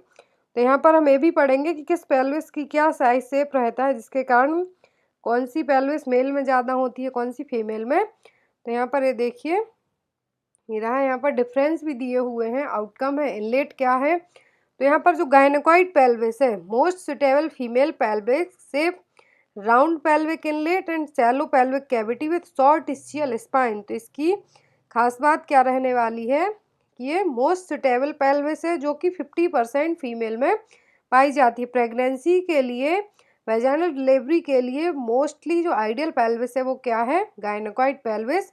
इसकी जो इनलेट होती है कैसी होती है, राउंडेड, आउटलेट और सब प्यूबिक एंगल कैसा होता है, वाइड, जो कि वेजाइनल डिलीवरी के लिए बहुत ही सही पेल्विस मानी गई है। दूसरा है एंथ्रोपॉइड पेल्विस, जो कि 25% प्रेजेंट होती है, जो कि ओवल शेप में रहेगी। जो गायनेकॉइड है वो राउंडेड शेप में है, और एक इस तरीके की रहेगी, ओवल शेप में। और यहाँ पर जो इसकी आउटलेट है वो क्या रहेगी, स्लाइटली नैरो, एंड ये क्या है, फेस टू प्यूबिस। इसमें क्या होता है, जो डिलीवरी रहती है वो फेस टू प्यूबिस डिलीवरी रहेगी, उसके लिए ठीक है। बट इनकेस आपसे एग्जाम में पूछते हैं कि जो मोस्टली कौन सी पेल्विस जो प्रेगनेंसी के लिए सही है, तो वो क्या हो जाएगी, वो होगी गायनेकॉइड, जो कि 50% है, एंथ्रोपॉइड 25% होती है, एंड्रॉइड जो कि 20% है और ट्रायंगुलर शेप में रहेगा, और प्लेटिप्लॉइड जो कि ट्रांसवर्सली ओवल शेप में रहेगी। तो आपको इनके मेनली जो डायमीटर है, इनलेट आउटलेट, ये याद रखना है, और इनके जो शेप है वो किस तरीके के हैं, इनलेट किस शेप की है, वो याद रखना है। नेक्स्ट क्वेश्चन की तरफ मूव करेंगे। क्वेश्चन नंबर 2 है, how many parts of the fetal skull. और अब आज से जो क्लासेस रहेंगी उनमें एक क्वेश्चन आप लोगों के लिए भी दिया जाएगा, तो जो भी क्वेश्चन दिया जाएगा उसका आंसर आप लोग को कमेंट बॉक्स में बताना है। जो नेक्स्ट वीडियो रहेगा उसमें आपको आंसर दिया जाएगा उसका। तो यहाँ पर क्वेश्चन है, how many parts of fetal skull. जो फीटल स्कल है उसके कितने पार्ट होते हैं। ऑप्शन में वॉल्ट ऑफ द क्रेनियम, जिसको रूफ कहा जाता है, छत, फेस, बेस और D all of the above. तो फीटल स्कल में कौन कौन से पार्ट प्रेजेंट होते हैं? रूफ, फेस, बेस या फिर D all of the above. तो फीटल स्कल को ऑलरेडी मैं जब मैंने चैनल स्टार्ट किया था तब आपको डिटेल में पूरा बताया था, बट यहाँ पर हम शॉर्ट में एक बार फिर से देख लेंगे कि फीटल स्कल में क्या पार्ट होते हैं, कितनी बोन्स हैं, कितने सूचर्स हैं, क्या फॉन्टेनल है, ऑल ओवर थिंग्स। तो यहाँ पर इसका सही आंसर होगा वो क्या होगा? D all of the above. क्योंकि फीटल स्कल किससे मिलके बना होता है? Vault of the cranium, face and base. तो इन सभी में अलग अलग बोन्स प्रेजेंट होती हैं। तो वॉल्ट की बोन्स की बात करें, देखिए इमेज दी हुई है, फीटल स्कल में जो टोटल बोन्स होती हैं 22 बोन्स पाई जाती हैं फीटल स्कल में। बट यहाँ पर जो मेनली एग्जाम में आता है बोन्स ऑफ द वॉल्ट, जो फीटल का वॉल्ट पार्ट है वहाँ पर कितनी बोन्स होती हैं? तो उसमें टोटल जो बोन्स होती हैं वो होती हैं 7, 2 frontal, 2 parietal, 2 temporal and 1 occipital bone. कितनी? 2 frontal, 2 parietal, 2 temporal and 1 occipital bones are present in fetal vault. जो कि वॉल्ट है, जो फीटल का स्कल है, 3 पार्ट में डिवाइड किया गया है, वॉल्ट, फेस एंड बेस। तो वॉल्ट की बोन्स यदि एग्जाम में आती हैं तो आपको याद रखना है टोटल 7 बोन्स प्रेजेंट होती हैं, 2 frontal bones, 2 parietal bones, 2 temporal bone या फिर एंड 1 ऑक्सीपिटल बोन। तो टोटल 7 बोन्स प्रेजेंट होंगी किसमें? Vault of the fetal skull में। यहाँ पर हम बात करेंगे कि जो फ्रंटल बोन है, तो फ्रंटल बोन यहाँ पर ये देखिए इमेज के थ्रू आपको जल्दी समझ में आएंगी। कुछ चीज़ें ऐसी होती हैं जिनको आप इमेज के थ्रू आसानी से याद रख सकते हैं। तो यहाँ पर जो टोटल 7 बोन बताई गई हैं, 2 फ्रंटल, 2 टेम्पोरल बोन। तो यहाँ पर जो फ्रंटल बोन है ये फोरहेड को कवर करती हैं या फिर बनाती हैं। Frontal bones form the forehead और सिंसिपुट। ये देखिए जो फ्रंटल बोन है, 2 फ्रंटल बोन है, इनका फ्यूजन भी होता है। तो जो इनका ऑसिफिकेशन या फिर फ्यूजन होता है वो क्या बनाता है? Frontal prominence. जहाँ पर भी 2 बोन्स का क्या होगा? ऑसिफिकेशन होगा, वहाँ पर एक प्रोमिनेंस एमिनेंस बनेगा। तो जहाँ पर भी 2 फ्रंटल बोन का फ्यूजन होगा, ऑसिफिकेशन होगा, बोन फ्यूज होंगी, एक पर्टिकुलर एज में जो फ्रंटल बोन है फ्यूज होती हैं, जो 2 फ्रंटल बोन है एक में कन्वर्ट हो जाती हैं। तो ये एज कब की है? 8 साल की। 8 साल की एज में 2 फ्रंटल बोन है क्या होंगी? फ्यूज होके 1 सिंगल बोन में कन्वर्ट हो जाएंगी। और जहाँ पर भी इनका ऑसिफिकेशन होगा, ये जहाँ पर ऑसिफाई होंगी दोनों बोन्स मिलके एक बनाएंगी, वो एरिया क्या कहलाता है? Frontal prominence. क्या कहलाएगा? Frontal prominence. यहाँ पर सूचर्स भी हम पढ़ेंगे, सभी चीज़ें एक एक करके क्लियर करेंगे। तो यहाँ पर जो 2 फ्रंटल बोन हो गई, 2 टेम्पोरल बोन हो गई, ये देखिए 2 frontal bone, 2 temporal bone, 2 occipital bone, sorry 1 occipital bone यहाँ पर प्रेजेंट होंगी। तो टोटल मिलाकर 7 बोन हो जाएंगे। यहाँ पर 7 बोन है। यहाँ पर ये देखिए इमेज यहाँ पर सेपरेटली दी हुई है तो इजीली समझ में आएगी आपको। और यहीं पर जो फ्रंटल बोन होती हैं, यहीं पर एंटीरियर फॉन्टेनेल का जो है फॉर्मेशन होता है, इन बैक पार्ट में पोस्टीरियर फॉन्टेनेल। यहाँ पर सूचर्स भी दिए हुए हैं, सभी इमेज में आप अच्छे से देख सकते हैं। तो यहाँ पर जो नेक्स्ट क्वेश्चन जो बोन्स है यहाँ पर हमने पढ़ी हैं अभी रिसेंट में, फ्रंटल, पैराइटल, ऑक्सीपिटल, तो जो और टेम्पोरल बोन। तो जो 2 पैराइटल बोन है क्या है? 2 जो पैराइटल बोन है यहाँ पर क्या करती हैं? ईच बोन्स का जब ऑसिफिकेशन होगा, फ्यूज होंगी, तो पैराइटल एमिनेंस का निर्माण करेंगी। जो पैराइटल बोन है जब फ्यूज होंगी तो क्या कहलाएंगी? एक बोन में कन्वर्ट होंगी जब, तो ये क्या कहलाती हैं? Parietal eminence. और जो ऑक्सीपिटल बोन है क्या करती है? Back of the skull and parts of its base. जो बेस पार्ट है वहाँ पर कौन प्रेजेंट रहता है? Occipital bone. 1 occipital, 2 temporal, 2 parietal and 2 frontal bone रहती हैं फीटल स्कल में, जो बॉल्ट पार्ट है उसका स्पेशली। नेक्स्ट क्वेश्चन है यहाँ पर, how many type of suture in the fetal skull. ये क्वेश्चन एग्जाम में कई बार आ चुका है कि फीटल स्कल में कितने टाइप के सूचर होते हैं, फिर कौन कौन से सूचर्स प्रेजेंट होते हैं। ऑप्शन में फ्रंटल सूचर, कोरोनल, लैम्बडॉइड या फिर D all of the above. तो फीटल स्कल में जो टोटल सूचर्स होते हैं वो 4 टाइप के सूचर्स प्रेजेंट होते हैं। तो यहाँ पर इसका आंसर होगा D all of the above. देखिए यहाँ पर तो 4 टाइप के सूचर हैं, वो कौन कौन से? Frontal suture, coronal suture, lambdoidal suture and sagittal suture. जो 4 टाइप के सूचर हैं। तो ये सूचर है कहाँ पर बनते हैं? जहाँ पर 2 बोन्स क्या होंगी? प्रेजेंट रहेंगी तो उनके बीच में जो एक लाइन बनेगी वो क्या कहलाएगी, सूचर्स। तो फ्रंटल सूचर किसके बीच में बनता है, बिटवीन टू फ्रंटल बोन। ये देखिए आप, जो दो फ्रंटल बोन है इनके बीच में जो फॉर्मेशन हो रहा है ये क्या है, फ्रंटल सूचर। कोरोनल सूचर किसके बीच में बनेगा, पैराइटल एंड फ्रंटल बोन के बीच में। तो दो पैराइटल बोन है और जो यहाँ पर एक फ्रंटल बोन है, इनके बीच में जो सूचर्स का फॉर्मेशन होगा ये क्या कहलाएगा, कोरोनल सूचर। लैम्डोइडल सूचर कहाँ बनेगा, two parietal bone and one occipital bone. तो ये आप यहाँ पर देख सकते हैं कि जो दो पैराइटल बोन है एंड वन ऑक्सीपिटल बोन, इनके बीच में जो सूचर का फॉर्मेशन हो रहा है वो क्या कहलाएगा, लैम्डोइडल। लास्ट बचता है सेजाइटल सूचर। तो सेजाइटल सूचर इन दोनों बोन, जो दोनों पैराइटल बोन से इनके बीच में फॉर्मेट होगा तो वो क्या कहलाता है, सेजाइटल सूचर। तो आपको मेनली याद रखना है कि 4 सूचर प्रेजेंट होते हैं और किन बोन्स के बीच में सूचर्स बन रहे हैं, मेनली आपको ये याद रखना है। नेक्स्ट क्वेश्चन की तरफ मूव करेंगे जो कि कई बार एग्जाम में आ चुका है। क्वेश्चन है, what do you mean by fontanelle. Fontanelle से आपका क्या मतलब है।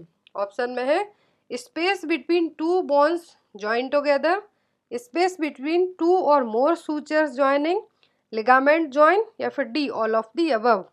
तो फॉन्टेनेल, यहाँ पे आपसे फॉन्टेनेल का मतलब पूछा है। तो यहाँ पर जो फर्स्ट ऑप्शन में दिया है वो क्या है, space between two bones join together. मतलब कि जहाँ पर दो बोन्स जुड़ेंगी वो स्पेस क्या कहलाता है, जहाँ पर जो भी फीटल स्कल में जो बोन्स का फॉर्मेशन जो जुड़ेंगी दोनों बोन्स, वो एरिया कहलाएगा सूचर, राइट। और जहाँ पर दो या दो से ज़्यादा सूचर्स जुड़ेंगे वो एरिया कहलाएगा फॉन्टेनेल। आपको कंफ्यूज नहीं होना है।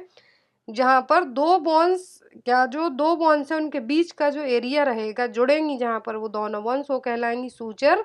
और जहाँ पर दो और दो से ज़्यादा सूचर्स जुड़ेंगे वो क्या कहलाएगा, फॉन्टेनेल। तो यहाँ पर इसका आंसर क्या होगा, बी, स्पेस बिटवीन टू और मोर सूचर्स ज्वाइनिंग।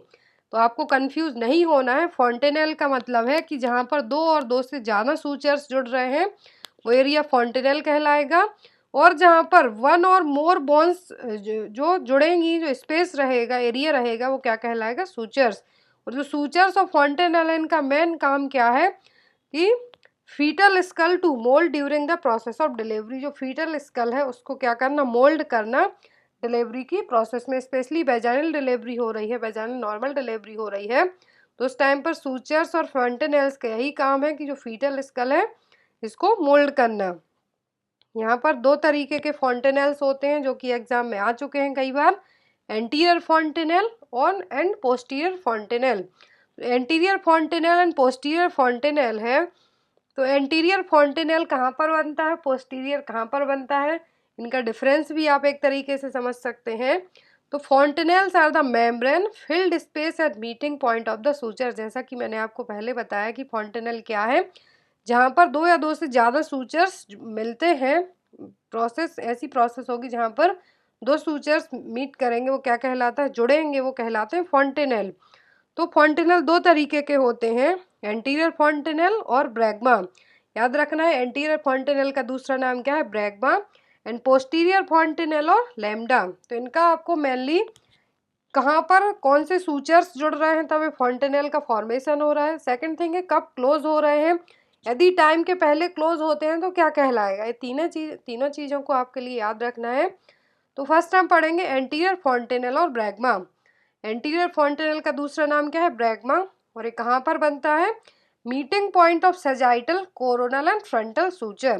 कहाँ पर, मीटिंग पॉइंट ऑफ जहाँ पर सेजाइटल, कोरोनल और फ्रंटल सूचर बनेंगे, ये क्या कहलाएगा, एंटीरियर फॉन्टेनेल। और इसका शेप कैसा होता है, डायमंड शेप। मेजरमेंट किया जाए तो 3 × 2 सेंटीमीटर होगा। और ये ऑसिफाई, मेनली एग्जाम में यही आता है कि जो एंटीरियर फॉन्टेनेल और ब्रैगमा है कब क्लोज होते हैं। क्लोजिंग टाइम आपको मेनली याद रखना है, एग्जाम में आ सकता है। और सबसे पहले कौन क्लोज होंगे, एंटीरियर क्लोज होंगे, पोस्टीरियर क्लोज होंगे। तो सबसे पहले जो ऑसिफिकेशन होगा, जो सूचर्स क्लोज होते हैं, वो पोस्टीरियर फॉन्टेनेल और लैम्डा। तो आपको याद रखना है एंटीरियर फॉन्टेनेल का क्लोजिंग टाइम है 1.5 साल या फिर 12 महीने से लेकर 18 महीने तक की एज में ऑसिफाई होते हैं। ऑसिफाइज बाय 1.5 ईयर। तो जो मेनली एंटीरियर फॉन्टेनल का क्लोजिंग टाइम है 18 महीने तक हो सकता है या फिर 1.5 साल, आप ऐसे याद रख सकते हैं 18 मंथ। और जो पोस्टीरियर फॉन्टेनल और लैम्डा है क्या है, junction of sagittal suture and the two lambdoidal suture. और ये कैसे होते हैं, एंटीरियर फॉन्टेनल से छोटे होते हैं। और पोस्टीरियर फॉन्टेनल लैम्डा या फिर ऑक्सीपिटल जो फॉन्टेनल है सेम ही वर्ड है। और पोस्टीरियर फॉन्टेनल किस शेप में होते हैं, वाई शेप्ड में। और जनरली 6 to 8 वीक की एज में क्लोज हो जाते हैं, यदि 2 से 3 महीने भी हम कह सकते हैं, या फिर 6 to 8 वीक की एज में मेनली जो पोस्टीरियर फॉन्टेनल और लैम्डा है क्या हो जाते हैं, क्लोज हो जाते हैं। यहाँ पर आप देख सकते हैं कि जो एंटीरियर फॉन्टेनल ये देखिए डायमंड शेप में रहा, और जो पोस्टीरियर फॉन्टेनल है क्या है, वाई शेप में आप यहाँ पर देख सकते हैं। तो जहाँ पर 2 या 2 से ज़्यादा सूचर्स जुड़ते हैं वो जगह क्या कहलाएगी, फॉन्टेनल। 2 तरीके के फॉन्टेनल प्रेजेंट होते हैं, एंटीरियर एंड पोस्टीरियर। तो एंटीरियर फॉन्टेनल कब क्लोज होते हैं, 18 महीने की एज में, 12 से 18 महीने की एज में या फिर 1.5 साल। और जो पोस्टीरियर फॉन्टेनल होते हैं या तो 6 to 8 वीक हम कह सकते हैं, या फिर 2 to 3 मंथ की एज में क्लोज हो जाते हैं। नेक्स्ट क्वेश्चन की तरफ मूव करेंगे। Crowning occurs in which stage of labour. So I hope आपके लिए जो फीटल स्कल को लेके मेनली एग्जाम में क्वेश्चन आते हो वो क्लियर हो गए हो। फीटल स्कल के लिए जब मैंने चैनल स्टार्ट किया था उस टाइम पर एक बहुत ही अच्छा वीडियो बनाया था, उसकी लिंक आपको डिस्क्रिप्शन बॉक्स में मिल जाएगी। तो आप फीटल स्कल क्या प्रोमिनेंस है, क्या एमिनेंस है, कितने फॉन्टेनल हैं, कब क्लोज होते हैं, कितनी बॉन्स हैं, क्या सूचर्स हैं, क्या यहाँ पर सेफ रहेगा सूचर्स का, ऑल ओवर थिंग के लिए आपको उस वीडियो में आप लोग एक बार उस वीडियो को भी जरूर देखें, लिंक डिस्क्रिप्शन बॉक्स में मिल जाएगी। यहाँ पर क्वेश्चन है crowning occur in which stage of labour. तो क्राउनिंग है जो किस स्टेज ऑफ लेबर में देखने को मिलेगा। ऑप्शन है first stage of labour, second stage of labour, third stage of labour and D है यहाँ पर फोर्थ स्टेज ऑफ लेबर। तो क्राउनिंग की प्रोसेस कब देखने को मिलती है, क्राउनिंग क्या है, जो हमने लेबर में मैकेनिज्म ऑफ लेबर के कार्डिनल मूवमेंट पढ़े हैं उन्हीं में से एक स्टेप है क्राउनिंग। तो क्राउनिंग किस स्टेज में देखने को मिलेगी, तो क्राउनिंग देखने को मिलती है सेकंड स्टेज ऑफ लेबर में। कब देखने को मिलती है, सेकंड स्टेज ऑफ लेबर में। तो यहाँ पर इसका आंसर क्या होगा, बी। बात करें हम लेबर की स्टेज की, तो लेबर में टोटल 4 स्टेज होती हैं, first, second, third and fourth. First stage को कहा जाता है सर्वाइकल डायलिटेशन स्टेज, जिसमें सर्विक्स है जो पूरी 1 से 10 सेंटीमीटर तक, कंप्लीट डायलिटेशन ऑफ सर्विक्स कितना होता है, 10 सेंटीमीटर होता है। सेकेंड स्टेज को क्या कहा जाता है, बेबी एक्सपल्सन स्टेज, जिसमें बेबी एक्सपेल्ड आउट होगा। थर्ड स्टेज में प्लेसेंटा एक्सपेल्ड आउट होगा। और फोर्थ स्टेज रहेगी जो कि ऑब्जर्वेशनरी स्टेज कही जाती है, जिसमें मदर और बेबी दोनों को क्या है, ऑब्जर्व किया जाता है। आई होप आपको चारों स्टेज में कंफ्यूजन रही हो तो वो क्लियर हो गई हो। शॉर्ट फॉर्म में हम कहें तो फर्स्ट स्टेज क्या है, सर्वाइकल डायलिटेशन, जिसमें cervix totally fully 10 centimetre dilate होती है। आपको एग्जाम में आ सकता है कि टोटल सर्विक्स का डायलिटेशन कितना होता है, तो प्रेगनेंसी में टोटल 10 सेंटीमीटर है जो सर्वाइकल डायलिटेशन स्टेज आती है। तो क्या है, फर्स्ट स्टेज। सेकेंड स्टेज में बेबी एक्सपेल्ड आउट होगा। थर्ड स्टेज ऑफ लेबर में प्लेसेंटा एक्सपेल्ड आउट होगा। फोर्थ स्टेज रहेगी, तो फोर्थ स्टेज में क्या होगा, जो कि एक ऑब्जर्वेशन स्टेज कहलाएगी। हमें उसमें मदर और बेबी दोनों को क्या करना है, ऑब्जर्व करना है। तो यहाँ पर क्राउनिंग कब देखने को मिलती है, सेकेंड स्टेज ऑफ लेबर में, जब बेबी एक्सपेल्ड आउट होने वाला हो उस टाइम पर। ये देखिए मैकेनिज्म ऑफ लेबर जो कि एक सीरीज है, जिसमें क्या होता है, फीटस का जो हेड और फीटल ट्रंक है वो क्या होगा, बाहर पेल्विस से बाहर आने के लिए जो जर्नी रहेगी, जो मूवमेंट होगा, उसको मैकेनिज्म ऑफ लेबर कहा जाता है। बट इसके कुछ क्राइटेरिया हैं। मैकेनिज्म ऑफ लेबर कब काम करता है, जब नॉर्मल वेजाइनल डिलीवरी होने वाली हो उस टाइम पर। कुछ क्राइटेरिया है, कुछ कंडीशन है मैकेनिज्म ऑफ लेबर के लिए, तो वो भी हम देख लेते हैं। लाई कैसा हो, longitudinal, presentation is cephalic, position ROA और LOA, attitude is good flexion, denominator is occiput, presenting part is posterior part of anterior parietal bone. तो यहाँ पर एक क्राइटेरिया है, एक कंडीशन होनी चाहिए मैकेनिज्म ऑफ लेबर के लिए, नॉर्मल मैकेनिज्म ऑफ लेबर के लिए, तभी इन केस में जो बेसिक स्टेप होते हैं मैकेनिज्म ऑफ लेबर के वो सही से काम करेंगे। लाई यहाँ पर क्या होना चाहिए, लॉन्गिट्यूडनल, प्रेजेंटेशन सेफेलिक हो, पोजीशन RA और LOA हो, एटीट्यूड भी क्या गुड फ्लेक्शन में हो। यहाँ पर ये देखिए ये आपको cardinal step of mechanism of labour याद रखना है, क्योंकि एग्जाम में आपको ये स्टेप रख के इनका सीक्वेंस क्या है वो आ सकता है।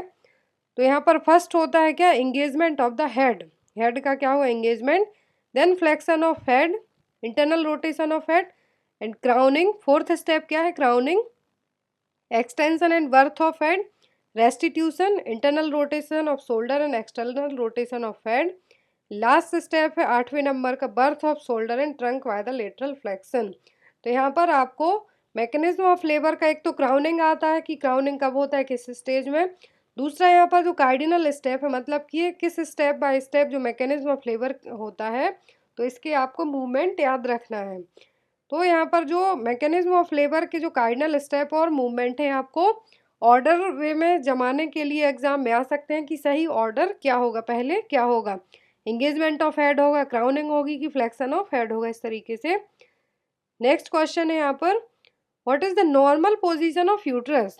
यहाँ पर मैंने आपको स्टार्टिंग में ही बताया था कि कुछ क्वेश्चन मिडवाइफरी और गायनेकोलॉजी से हैं और कुछ यहाँ पर फीटल स्कल को लेके।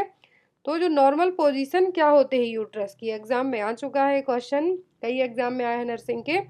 ऑप्शन में anteversion and anteflexion, posterior, anteversion and retroflexion, या फिर D none of the above.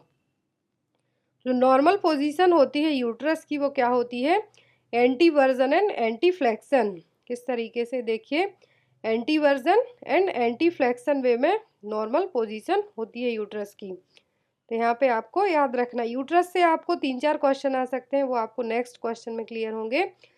Question है यहाँ पर, what is the normal size of uterus. Uterus की साइज, जो नॉर्मल साइज है वो क्या है, यहाँ पर मेजरमेंट किया जाए यूट्रस का तो किस साइज में होगा।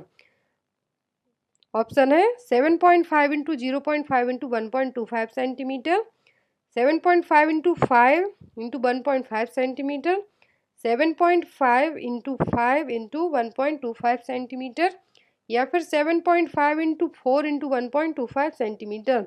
बहुत ही बेसिक सा क्वेश्चन है, इसमें आप लोग कंफ्यूज बिल्कुल भी ना हो। नॉर्मल साइज पूछी है यूट्रस की तो क्या होगा यहाँ पर सही आंसर इसका, वो होगा सी, 7.5 इंटू 5 इंटू 1.25 सेंटीमीटर।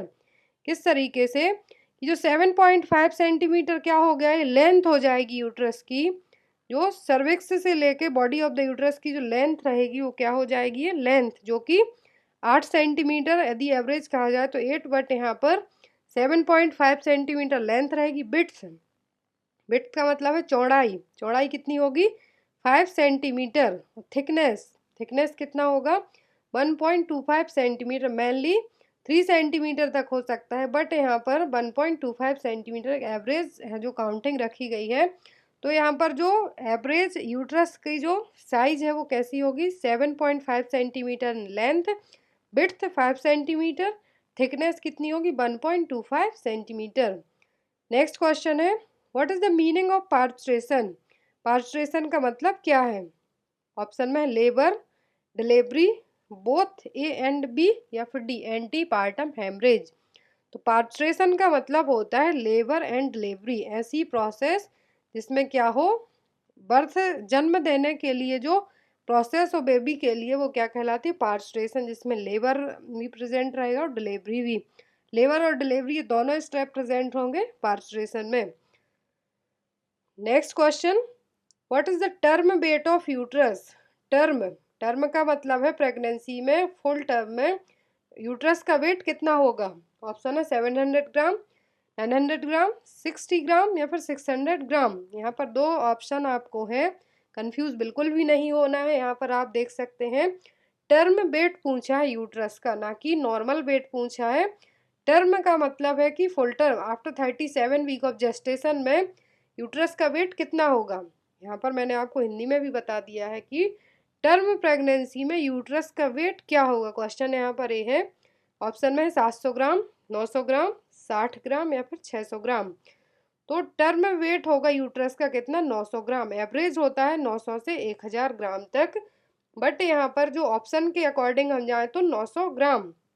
यदि आपको ओनली यूट्रस का वेट बस पूछते तब आपको कहना है 60 gram, that means non pregnant state में कहा है। जब कोई लेडी प्रेग्नेंट नहीं है, कोई वुमेन प्रेग्नेंट नहीं है, तो उस टाइम पर यूट्रस का नॉर्मल वेट होगा कितना होगा 60 ग्राम, एवरेज 50 to 80 ग्राम होता है, बट एक पर्टिकुलर काउंटिंग दी जाती है तो 60 ग्राम कहा जाएगा। और जो टर्म में पूछते हैं, मतलब कि प्रेगनेंसी के में पूछा है, जो फुल टर्म प्रेगनेंसी है उसमें यूट्रस का वेट कितना होता है 900 से 1000 ग्राम तक। Next question, the connection between umbilical vein and inferior vena cava in the fetal life is known as.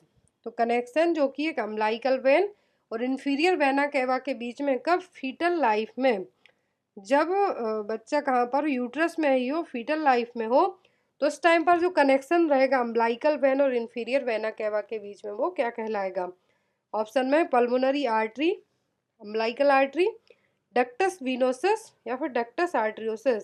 तो यहाँ पर जो दो पार्ट हैं डक्टस वीनोसस और डक्टस आर्टरियोसिस, दोनों फीटल लाइफ में ही प्रेजेंट रहेंगे।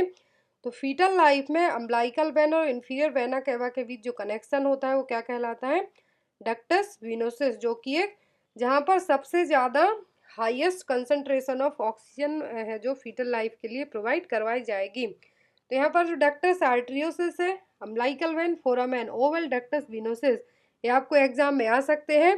तो अभी हमने पढ़ा डक्टस वीनोसिस, जो कि किसके बीच का कनेक्शन है, इंफीरियर वेना केवा एंड अम्बिलिकल वेन के बीच का, जहाँ पर सबसे ज़्यादा ऑक्सीजनेटेड ऑक्सीजन है जो फीटल लाइफ में और बेबी को प्रोवाइड करवाई जाएगी। और जो प्लेसेंटा क्या है, जो कि फीटल लाइफ में बेबी के लिए गैस का exchange, nutrition, all over things provide करवाता है। अम्बिलिकल आर्टरीज, दो अम्बिलिकल आर्टरीज रहती हैं, वन अम्बिलिकल वेन प्रेजेंट होती है। अम्बिलिकल आर्टरी का काम होता है डीऑक्सीजनेटेड ब्लड को कैरी करना फीटस से प्लेसेंटा में, और प्लेसेंटा से फीटस में ऑक्सीजन का जो सप्लाई कौन करवाता है, अम्बिलिकल वेन, जो कि वन वेन प्रेजेंट होती है। और यहाँ पर फोरामेन ओवल, ये एग्जाम में आपको आ सकता है। तो फोरामेन ओवल क्या है, connects the left and right atrium. Fetal life में जो फीटस के अंदर एक हार्ट में एक जो फॉर्मेशन होगा फोरामेन ओवल क्या करता है, राइट और लेफ्ट एट्रियम के बीच में क्या है, कनेक्शन बना के रखेगा। In case after delivery baby में क्या होता है, यदि क्लोज नहीं हो पाता फोरामेन ओवल तो एक तरीके के कंजेनाइटल डिफेक्ट भी प्रेजेंट हो सकता है। तो यहाँ पर आपको बेसिकली याद रखना है डक्टस वीनोसिस, डक्टस आर्टरियोसिस, कितनी वेन्स प्रेजेंट होती हैं, umbilical arteries, umbilical vein and foramen Oval, और जो अदर कनेक्शन होते हैं फीटल लाइफ में वो। तो आपको ये सभी फीटल सर्कुलेशन के पार्ट हैं, तो आप इनके लिए भी सेपरेट वीडियो ऑलरेडी है चैनल पर, आप चाहें तो वो भी आप लोग देख सकते हैं। जो फ्लो चार्ट में भी आपको बताया गया है पूरा फीटल सर्कुलेशन, जिससे आपको याद करने में इजी रहे। नेक्स्ट क्वेश्चन है, amniotic fluid is which kind of nature. तो एमनियोटिक फ्लूइड है जो किस तरीके का नेचर होता है। ऑप्शन है एल्कलाइन, एसिडिक, बेसिक या फिर D none of the above. तो एमनियोटिक फ्लूइड का नेचर होता है एल्कलाइन नेचर का। कैसा, और इसकी स्पेसिफिक ग्रेविटी क्या है, 1.010 स्पेसिफिक ग्रेविटी, जरूर याद रखें। यहाँ पर अब कुछ छोटे छोटे टर्मिनोलॉजी दी हुई है जो कि आपको याद रखनी है। एग्जाम में आप ये ना सोचें कि ये क्वेश्चन नहीं आ सकता है, तो यहाँ पर कुछ टर्मिनोलॉजी है, आप इसको एक बार देख लें। कई बार आपको बता चुकी हूँ, बट मेरे पास कमेंट्स आए थे कि आप इसको शॉर्ट में बता दें, इवन व्हाट्सएप में पर्सनल मैसेज से, इसलिए मुझे बताना पड़ा। तो यदि आप प्रेगनेंसी में हिस्ट्री ले रहे हो, या तो फिर आप जो ग्रेविडा की कंडीशन ऑब्स्टेट्रिक हिस्ट्री काउंट कर रहे हैं, तो आप कैसे निकालेंगे। तो यहाँ पर हम शॉर्ट में देख लेते हैं। ग्रेविडा, ग्रेविडा का मतलब होता है अ वुमेन हु इज और हैज़ बीन प्रेग्नेंट, ऐसी वुमेन जो प्रेग्नेंट है या फिर होने वाली है, तो वो क्या होगी, ग्रेविडा। स्पेशली जो प्रेग्नेंट है उसी के लिए टर्म यूज़ किया जाता है पैरा। नेक्स्ट है यहाँ पर para, the number of pregnancy that reached viability of 20 weeks. तो पैरा का मतलब है कितनी प्रेगनेंसी, नंबर जो कि 20 वीक तक है, जो वायबिलिटी तक पहुंच चुकी हैं, वो क्या है, पैरा। प्रीमी का मतलब होता है फर्स्ट, यदि प्रीमी ग्रेविडा कहा जाता है। ग्रेविडा का मतलब तो हो गया प्रेग्नेंट, तो प्रीमी का मतलब first. A women is pregnant for the first time, that means primi gravida. यदि प्रीमी पैरा पूछते हैं, पैरा का मतलब है कि अभी हमने पढ़ा भी है कि जो प्रेगनेंसीज वायबिलिटी पीरियड तक पहुंच चुकी हैं वो पैरा में आएंगी। यदि आपको प्रीमी ग्रेविडा पूछते हैं कि फर्स्ट टाइम प्रेग्नेंट हुई हैं, चाहे फिर बाद में उसका अबॉर्शन ही क्यों ना हो गया, तो प्रीमी ग्रेविडा में ही आएंगी। और जो प्रीमी पैरा का मतलब है women who has delivered one viable fetus, जिसने एक जीवित फीटस को क्या किया हो, डिलीवर किया हो, वो क्या है, प्रीमी पैरा। मल्टीग्रेविडा का मतलब वही है कि ऐसी लेडी जो एक या एक से ज़्यादा बार प्रेग्नेंट हुई हो। मल्टी पैरा का मतलब women who has delivered more than one viable fetus. तो आपको कंफ्यूज नहीं होना है। प्रीमी का मतलब वन, यहाँ पर तीन चीज़ें याद रखें। ग्रेविडा का मतलब प्रेगनेंसी स्टेज, पैरा का मतलब कि वायबिलिटी स्टेज तक वो फीटस है जो प्रेगनेंसी है जो पहुंच चुकी हो। यदि प्रीमी पैरा आता है मतलब कि एक वायबल फीटस को डिलीवर किया हो। मल्टी पैरा आता है तो मोर देन वन आएगा। नली ग्रेविडा का मतलब है women who has never been pregnant, ऐसी वुमेन या फिर ऐसी महिला जो कभी प्रेग्नेंट ना हुई हो। नली पैरा का मतलब है कि ऐसी वुमेन जो कभी प्रेगनेंसी अचीव नहीं कर सकती, जिसने कभी तक वायबिलिटी पीरियड तक प्रेगनेंसी को अचीव नहीं किया हो सकता है उसका 18 वीक में अबॉर्शन हो गया तो नली पैरा में ही आएगी, क्योंकि जो वायबिलिटी स्टेज है 20 वीक्स, उसके आगे उसकी प्रेगनेंसी नहीं जा पाई तो वो किस में आएगी, नली पैरा में। एक क्वेश्चन और है यहाँ पर, एब्रप्टो प्लेसेंटा। इन सभी जो यहाँ पर लास्ट में हमने टर्मिनोलॉजी और एक क्वेश्चन एब्रप्टो प्लेसेंटा पढ़ रहे हैं, इनको हम डिटेल में जरूर पढ़ेंगे। तो एब्रप्टो प्लेसेंटा का मतलब होता है separation of placenta from its site of implantation after 20 week of gestation और during the course of delivery. तो एब्रप्टो प्लेसेंटा का मतलब है कि जो इम्प्लांटेशन साइट है प्लेसेंटा की, वहाँ से प्लेसेंटा का सेपरेट हो जाना, और ये मेनली 20 वीक ऑफ जेस्टेशन में होता है। और एब्रप्टो प्लेसेंटा ही मोस्ट कॉमन कॉज है किसका, एंटी पार्टम हेमरेज के लिए। सो आई होप गाइज आपको क्वेश्चन अच्छे लगे हो तो वीडियो को लाइक जरूर करना, अपने फ्रेंड्स के साथ शेयर जरूर करें। नेक्स्ट वीडियो में बहुत ही जल्दी मिलेंगे। Thank you for watching us, bye bye.